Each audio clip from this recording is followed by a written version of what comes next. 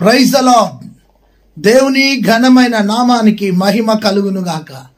నా ఆత్మీయులారా, ప్రతిరోజు కొద్ది నిమిషాలు శక్తి కలిగిన దేవుని వాక్యాన్ని మీతో పంచుకోవడానికి పరిశుద్ధాత్ముడు నాకు చూపిన కృపను బట్టి దేవునికి మహిమ కలుగును గాక.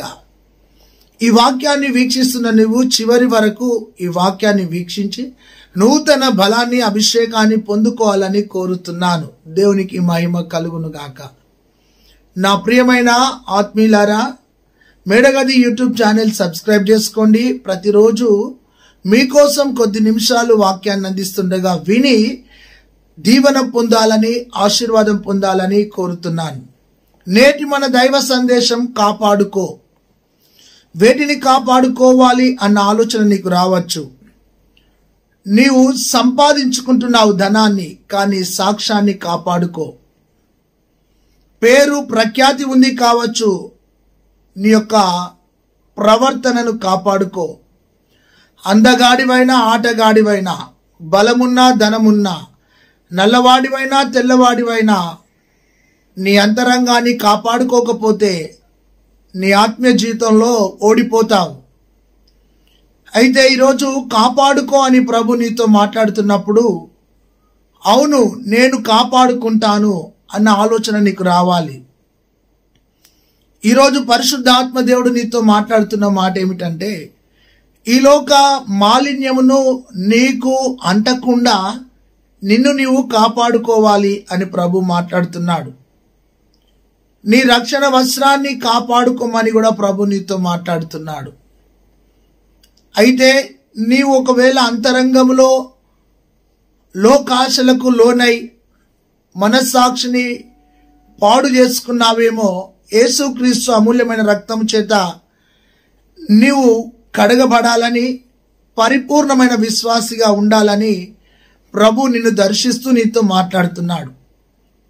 నేరుగా మనము దేవుని వాక్యంలోనికి వెళ్దాం. వేటిని కాపాడుకోవాలి అన్న ఆలోచన నీకు రావచ్చు. అయితే ప్రభు నీతో మాట్లాడుతున్న మాట, మొదటగా 2వ దిన వృత్తాంతాల గ్రంథం 6వ అధ్యాయం 16వ వచనం. 6వ అధ్యాయం 16వ వచనంలో నీ ప్రవర్తనను కాపాడుకో అని వాక్యం సెలవిస్తుంది. అంటే నీ గుణశీలత, నీ అంతరంగం, నీ మనస్సును, నీ ఆలోచనను, లోపట నీలో ఒక అంతరంగం ఉంది. ఆ అంతరంగములో ఉన్న నీ ఆత్మీయతను, నీ హృదయాన్ని కాపాడుకో అని ప్రభు చెప్తున్నాడు. ప్రవర్తన అంటే ఏమిటి? నీ నడవడిక, నీవు జీవించే విధానం. అయితే ఆత్మీయులారా, క్యారెక్టర్, నీ శీలము, నీ అంతరంగము కాపాడుకోవాలని ప్రభు చెప్తున్నాడు. అయితే ఇక్కడ గమనించినట్లయితే చాలా మంది పైకి అనగా భౌతికమైన వాటిని కాపాడుకోవడానికి ఇష్టపడతారు. ఆరోగ్యాన్ని కాపాడుకుంటారు, మంచిది. నీ క్రాప్ చెదిరిపోతే చక్కగా సరిదిద్దుకుంటావు, మంచిది. కానీ నీ అంతరంగం కాపాడుకోవాలని వాక్యం సెలవిస్తుంది. ప్రవర్తనను ఎప్పుడు కాపాడుకుంటారో తెలుసా? దేవుని వాక్యము ఒక వ్యక్తి జీవితంలో ఉపయోగపడ్డప్పుడు ఆ వ్యక్తిని వాక్యము సరిగా నిలబడడానికి పురికొల్పుతూ వారి హృదయాలను కాపాడుతుంది.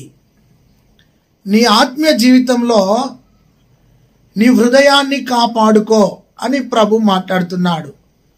హృదయం అన్నిటికంటే మోసకరమైనది, బహుఘోరమైన వ్యాధి గలది, దాన్ని గ్రహించువాడు ఎవడు అని వాక్యం సెలవిస్తుంది. మార్కు సువార్త 7వ అధ్యాయం 21వ వచనంలో హృదయములో నుండి అనగా లోభము, కామము, మోహము, అభిచారము, వ్యభిచారము ఇవన్నీ లోపటిలో నుండి వచ్చి మనిషిని అపవిత్రపరుస్తాయని వాక్యం సెలవిస్తుంది.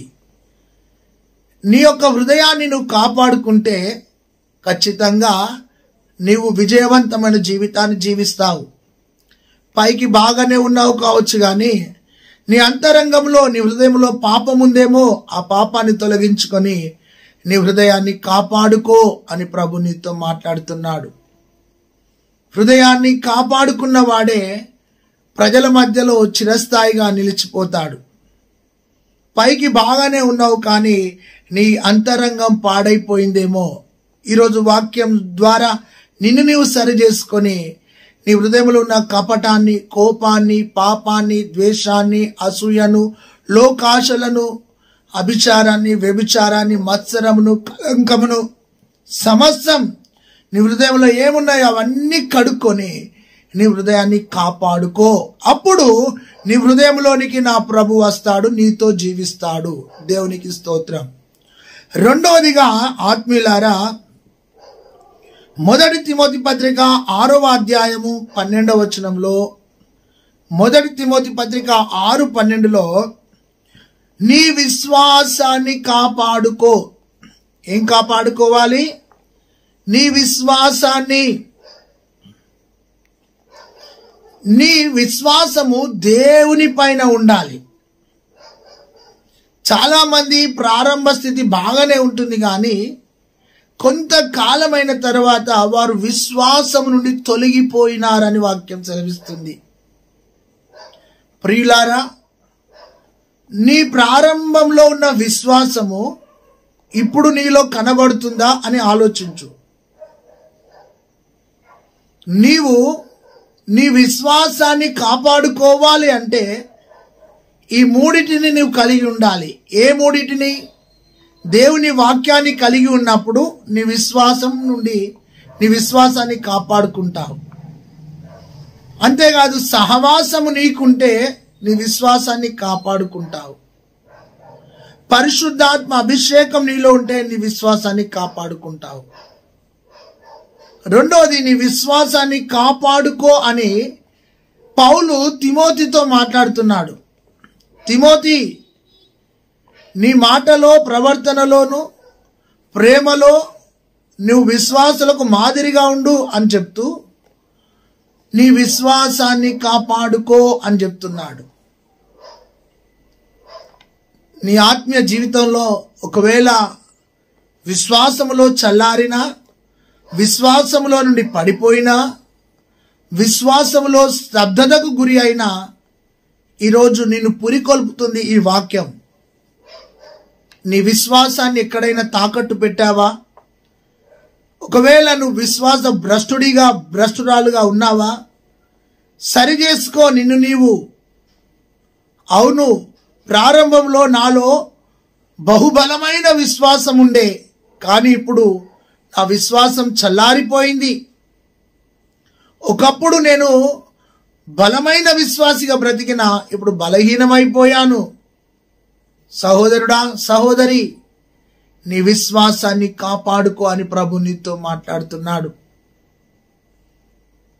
విశ్వాసం అంటే నిరీక్షించబడు వాటి యొక్క నిజస్వరూపము, అదృశ్యమైనవి దృశ్యములనుటకు రుజువునై ఉన్నది. నీవు విశ్వాసివి కదా, నీవు విశ్వాసాన్ని కాపాడుకో అని ప్రభు మాట్లాడుతున్నాడు. మూడోదిగా ప్రియులారా, మొదటి తెస్సలోనిక పత్రిక 4వ అధ్యాయము 3-4 వచనాల్లో ఒక క్రైస్తవుడు కాపాడుకునేది ప్రాముఖ్యముగా ఏమిటంటే పరిశుద్ధతను కాపాడుకోవాలి. మలినమవుతున్న నీ విశ్వాస యాత్రలో పరిశుద్ధత కనుమరుగైపోయిందేమో, నీ పరిశుద్ధతను కాపాడుకో అని ప్రభు నీతో మాట్లాడుతున్నాడు. యోసేపు యవ్వన దశలో పాపానికి దూరంగా పరిగెత్తినాడు, పరిశుద్ధతను కాపాడుకున్నాడు. దానియేలు బబులోను సామ్రాజ్యంలో ఉన్న తన పరిశుద్ధతను కాపాడుకున్నాడు. ఒకవేళ నీ అంతరంగంలో గాని, నీ మనసులో గాని, నీ జీవితంలో గాని నిన్ను పాపము ఏలుతున్నదేమో, అతిక్రమము ఏలుతున్నదేమో, దేవునికి ఆయాసకరమైనవి నీలోనికి వచ్చినాయేమో, ఈరోజు అపరిశుద్ధునిగా అపరిశుద్ధురాలుగా ఉంటున్న నీవు, యేసయ్యా నీ రక్తంతో నన్ను కడిగి శుద్ధి చేసి నా అంతరంగాన్ని కడుగు, నేను పరిశుద్ధంగా జీవిస్తా. నీ పరిశుద్ధతను ఎక్కడైనా మలినం చేసుకున్నావా? నీ పరిశుద్ధతను ఎక్కడైనా తాకట్టు పెట్టావా? నీ పరిశుద్ధతను కాపాడుకో. హృదయ శుద్ధి గలవారు ధన్యులు, వారు దేవుని చూచెదరని వాక్యం సెలవిస్తుంది. నీ ఆత్మీయ జీవితంలో మొదటగా నీ ప్రవర్తనను కాపాడుకో, రెండోది నీ విశ్వాసాన్ని కాపాడుకో, మూడోది నీ పరిశుద్ధతను కాపాడుకో. దేవునికి మహిమ కలుగును గాక. చాలా మంది వాక్యం తెలిసిన వారు, ఆత్మను పొందినవారు, ఆరాధించేవారు, అపవాదిగాడు వారి మానసిక, ఆత్మీయ, భౌతికంగా అపరిశుద్ధులను చేస్తున్నాడు. ఈ రోజున నీవు నీ పరిశుద్ధతను కాపాడుకో అని ప్రభు చెప్తున్నాడు. నీ దేహం పరిశుద్ధంగా ఉండాలి, నీ ఆత్మ పరిశుద్ధంగా ఉండాలి, నీ మనసు కూడా పరిశుద్ధంగా ఉండాలి. దేవునికి మహిమ కలుగును గాక. మూడోది, పరిశుద్ధతను కాపాడుకో అని ప్రభు సూటిగా నీతో మాట్లాడుతున్నాడు. ఇంకా ఎక్కడైనా కాంప్రమైజ్ అవుతున్నావా? ఇంకా ఎక్కడైనా పాపానికి ఈడవబడుతున్నావా? విడిచిపెట్టి నీ పరిశుద్ధతను ఒక్కసారి కళ్ళు మూసుకొని నీ అంతరంగాన్ని ఆలోచిస్తూ, నేను పడిపోను, జారిపోను, పరిశుద్ధతతో జీవిస్తాను, నా పరిశుద్ధతను కాపాడుకుంటాను అని దేవుని దగ్గర ఒక నిబంధన చేసుకో. నీకు ధనం ఉండొచ్చు, బలం ఉండొచ్చు, అందం ఉండొచ్చు, జ్ఞానం ఉండొచ్చు, కానీ పరిశుద్ధత లేకపోతే నువ్వు గనగన మోగే కంచంతో సమానం. కానుకలు ఇచ్చినా, పాటలు పాడినా, ఆరాధించినా, నువ్వు ఆత్మీయంగా ఎన్ని కార్యక్రమాలు చేసినా పరిశుద్ధత లేకపోతే నువ్వు డమ్మిపిస్తలే, వట్టిదే. పరిశుద్ధత అనేది చాలా ప్రాముఖ్యం. క్రైస్తవునికి కావాల్సింది తొలిమెట్టు పరిశుద్ధత, దేవునికి కావాల్సింది పరిశుద్ధత, పరిశుద్ధాత్మనికి కావాల్సింది పరిశుద్ధత. నీ ఆలయము పరిశుద్ధంగా ఉండాలి అని ప్రభు చెప్తున్నాడు. మూడోది, పరిశుద్ధతను కాపాడుకో. నాలుగో విషయాన్ని చూస్తే నా ఆత్మీయులారా, యాకోబు పత్రిక 1వ అధ్యాయం 26వ వచనంలో, సామెతల గ్రంథం 13వ అధ్యాయం 3వ వచనంలో, నీ నాలుకను కాపాడుకో. ఎంత గొప్ప మాట అండి! నీ నాలుక చాలా శక్తి గలది. నీ నాలుక అగ్ని అని వాక్యం సెలవిస్తుంది. ఈ నాలుకను అదుపులో పెట్టుకున్నవాడు దీవించబడతాడు. నోరుందని చెప్పి, మాటకారితనం ఉందని చెప్పి, లాజికల్ బాగా తెలుసు అని చెప్పి, కొందరికి నోటి దూల ఎక్కువ ఉంటుంది, ఇష్టానుసారంగా మాట్లాడతారు. చిన్న పెద్ద తేడా లేకుండా మాట్లాడుతూనే ఉంటారు. అయితే ఇక్కడ యాకోబు పత్రిక 1:26లో నాలుకను అదుపులో పెట్టుకోవడం చాలా మంచిది. ఏం కాపాడుకోవాలి తెలుసా? నీ నాలుకను కాపాడుకో. శుభవచనాలను పలుకు, సారవంతమైన మాటలను రుచికరముగా పలుకు, గాని నీ నోటి నుండి దుర్భాష గాని వ్యర్థమైనవి గాని నీ నాలుక ద్వారా, నీ నోటి ద్వారా మాట్లాడద్దు. నీ నాలుకకు చిక్కం వేసుకో అని వాక్యం సెలవిస్తుంది. మొదటిగా ప్రవర్తనను కాపాడుకోమన్నాడు, రెండోదిగా నీ విశ్వాసాన్ని కాపాడుకోమన్నాడు, మూడోదిగా నీ పరిశుద్ధతను కాపాడుకోమన్నాడు, నాలుగోదిగా నీ నాలుకను కాపాడుకో అన్నాడు. ఒకవేళ అదుపు తప్పి మాటలు మాట్లాడుతున్నావేమో, కాపాడుకో. నీ చిన్న నాలుక నీ కుటుంబాన్ని కూలగొడుతుంది. అదుపు తప్పితే ఆగమైపోతావు. కాబట్టి ఈ రోజైనా నీ ఆత్మీయ జీవితంలో నిన్ను నీవు కాపాడుకోవడానికి ఇష్టపడు. దేవుడే ఈరోజు నీతో సూటిగా మాట్లాడుతుండగా, అవును ప్రభువా నేను కాపాడుకుంటాను అని నువ్వు దేవుని దగ్గర ఒక నిబంధన చేసుకో. నాలుక చుచ్చు పెడుతుంది కాబట్టి ఈ చుచ్చు పెట్టే ఈ నాలుకను నువ్వు అదుపులో పెట్టుకుంటే ఆశీర్వదించబడతావు. మరణం జీవం కూడా నీ నాలుక వశమైనది. నీవు ఆశీర్వాదాన్ని, దీవెనను, సమాధానాన్ని పలకాలని ప్రభు నీతో మాట్లాడుతున్నాడు. దేవునికి స్తోత్రం.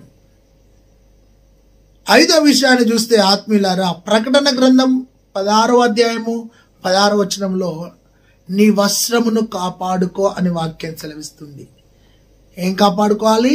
నీ వస్త్రం. వస్త్రం దేనికి సాదృశ్యం? నీ రక్షణను కాపాడుకో.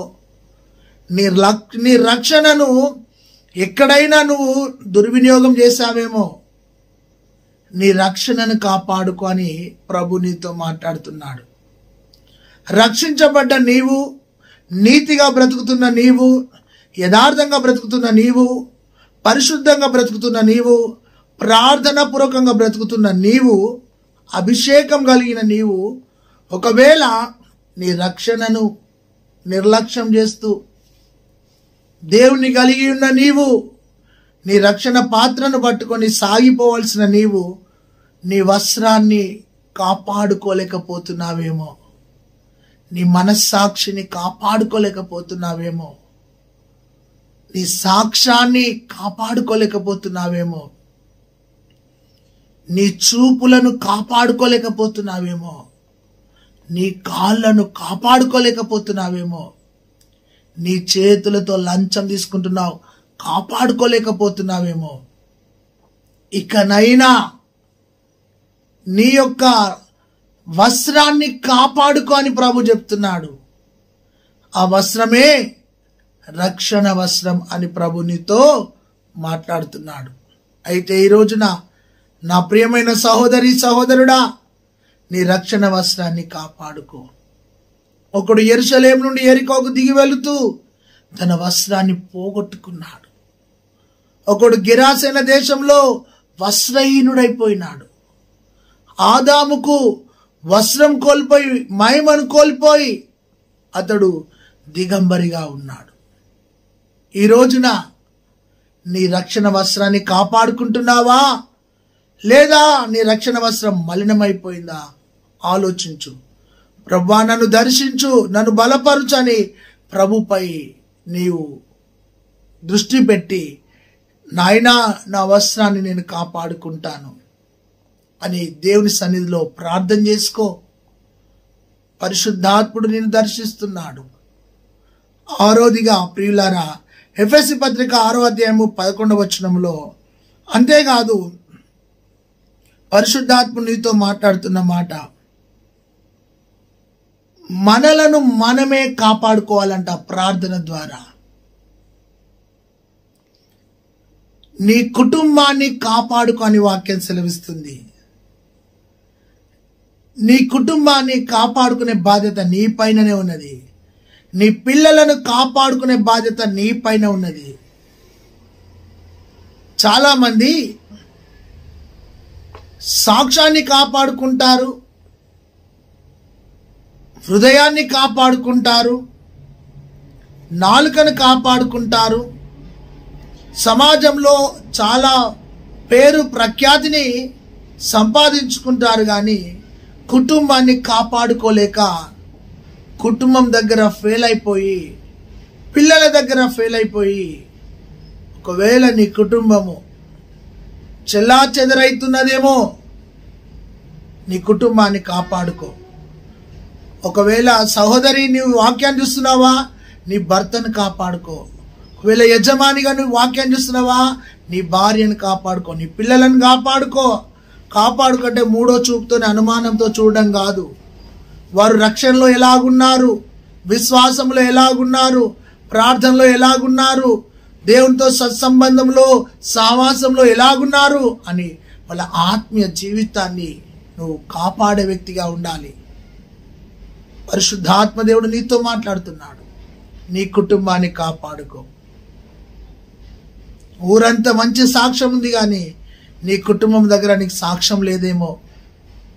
అన్ని కుటుంబాలను కాపాడుతున్నావు, కానీ చివరికి నీ కుటుంబాన్ని కాపాడుకోలేని తల్లిగా తండ్రిగా నీవు ఉన్నావేమో. నీ కుటుంబాన్ని కాపాడుకొని ప్రభు సూటిగా నీతో మాట్లాడుతున్నాడు. దేవునికి మహిమ కలుగును గాక. నోవాహు తన కుటుంబాన్ని ఓడలో కాపాడుకున్నట్టుగా, లూదియా తన కుటుంబాన్ని కాపాడుకున్నట్టుగా, చెరసాల నాయకుడు కాపాడుకున్నట్టుగా, కొర్నేలి కాపాడుకున్నట్టుగా, యెహోషువ కాపాడుకున్నట్టుగా మనం చూస్తున్నాం. రాహాబు కూడా తన కుటుంబాన్ని కాపాడుకుంది. నీ కుటుంబం కాపాడబడాలని ప్రభు నీతో మాట్లాడుతున్నాడు. చివరిగా 1 పేతురు పత్రిక 2వ అధ్యాయం 11వ వచనంలో నీ ఆత్మను కాపాడుకో అని వాక్యం సెలవిస్తుంది. నీ ఆత్మ కాపాడబడాలి అంటే నిరంతరం నువ్వు వాక్యంతో నీ హృదయాన్ని పెనవేసుకోవాలి. ఎప్పుడైతే వాక్యం నీలో అణువణువున ఉంటుందో నీ ఆత్మ కాపాడబడుతుంది. ఈ రోజున నీ ప్రాణం, నీ శరీరం కాపాడుకుంటున్నావు చక్కగానే, కానీ నీ అంతరంగంలో నీ ఆత్మను కాపాడుకో అని ప్రభు చెప్తున్నాడు. పాపం మొదలయ్యేది లోపటే, అది కాపాడబడాలని ప్రభు నిన్ను దర్శిస్తున్నాడు. ఈ రోజున కాపాడుకోలేక మధ్యలోనే నీ విశ్వాసంలో నుండి జారిపోయావేమో. ప్రభు నిన్ను దర్శిస్తున్నాడు. ప్రభు నిన్ను దర్శిస్తున్నాడు. దావీదు తన ఆత్మీయ జీవితంలో పడిపోయినప్పుడు తిరిగి పశ్చాత్తాపపడి ప్రభువా నీ రక్తంతో కడుగని శుద్ధి చేయమని, సమ్మతి గల మనసు నాకు దయచేయమని, నన్ను త్రోసివేయకమని పశ్చాత్తాపపడి తిరిగి నీ ఆత్మను నా యొద్ద నుండి తీసివేయకు అని గొప్ప మాట పలికినాడు. నేను ఆత్మలో బలంగా ఉండాలి అంటే నీ ఆత్మతో నేను నింపబడాలి.